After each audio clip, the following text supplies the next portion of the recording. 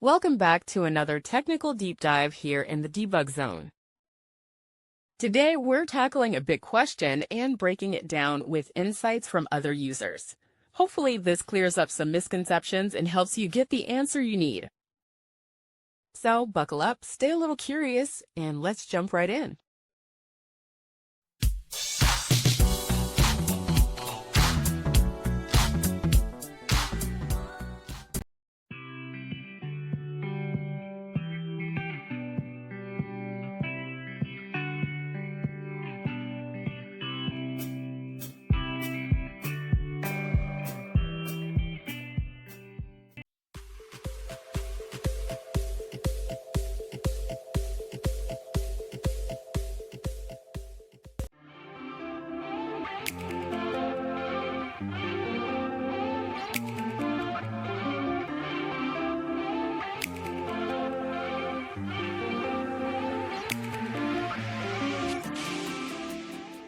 And that's a wrap.